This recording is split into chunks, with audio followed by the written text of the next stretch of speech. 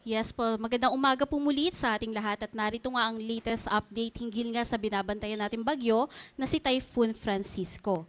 Si Typhoon Francisco ay hulingang namataan sa layong 620 kilometers east o silangan ng Tuguegarao City, Cagayan. Sa kasalukuyan, may taglayan ng lakas ng hangin na maabot ng 155 kilometers per hour malapit sa sentro nito at pagbugso na umaabot hanggang 190 kilometers per hour. Kumikilos nga yan ngayon pa west, north, westward o kanluran, hilagang kanluran sa bilis na 15 kilometers per hour.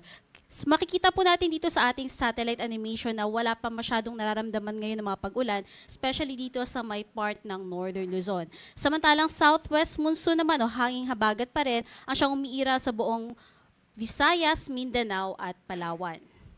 At base nga po sa nakikita po natin na latest forecast track, bukas inaasahan po natin na maaari na yung umabot 395 kilometers east o silangan ng Calayan, Cagayan. At sa nakikita po natin, bukas din po niya marireach yung kanyang peak intensity.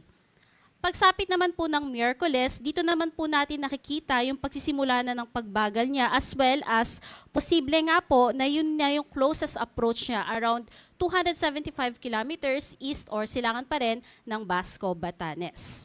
And kung i-consider po natin yung kanyang cone of probability, may posibilidad po na mas mag-westward o mas kumanluran pa yung track nito. Kaya patuloy po tayong umantabay kung may mga significant changes sa track nitong si Bagyong Francisco. Pagsapit naman po ng Thursday, nakikita po natin na magsisimula na dyan yung pagbilis po ng kanyang pagkilos habang nagre-recurve papunta sa may katimugang bahagi ng Japan. And aside from that, nakikitaan na po din natin ng unti-unti pa niyang paghina. And pag Friday na po, doon na po natin nakikita yung paglabas niya ng ating Philippine Area of Responsibility papunta nga dito sa may Ryukyu Islands. Sa kasalukuyan po, nakataas pa rin yung ating wind signal number 1 sa may Batanes, northern portion ng Cagayan, kasama ang eastern portion ng Babuyan Islands. And tinatanong din po kung may ina-expect ba tayong malalakas na mga pag-ulan.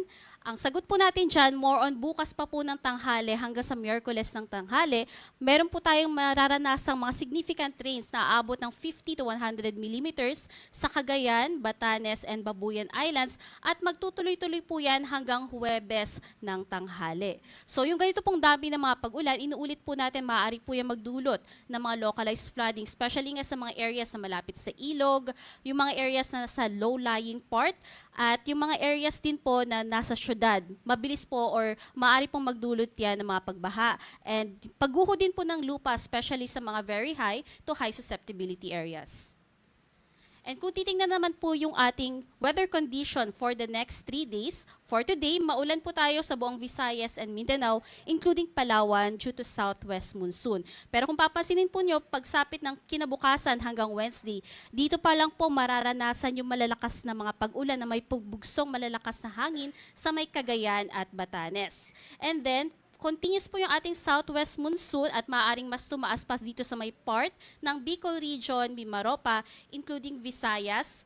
And mababawasan naman yung mga paulan sa may parts ng Mindanao, more on sa western na lang, including Zamboanga Peninsula, Basilan, and Tawi-Tawi.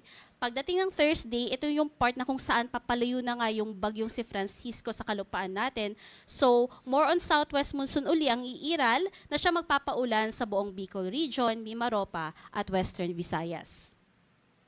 Aside nga po sa binabantayan natin na si Bagyong Francisco, ay meron pa tayong isang sistema na bagong low pressure area at huli nga yung namataan sa layong 2,745 kilometers east o silangan ng southeastern Luzon. Sa kasalukuyan nga ay meron na yung medium chance na maging isang ganap na bagyo at hindi nga natin niro-rule out yung posibilidad na papasok yan sa loob ng ating Philippine Area of Responsibility base nga sa ating tropical cyclone threat potential.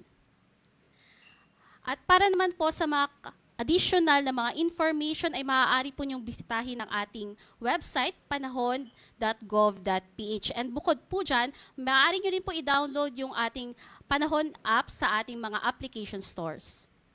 At yan po ang ating latest mula dito sa Pag-asa. Ang susunod po natin na update ay mamaya alas 5 ng hapon. Magandang umaga.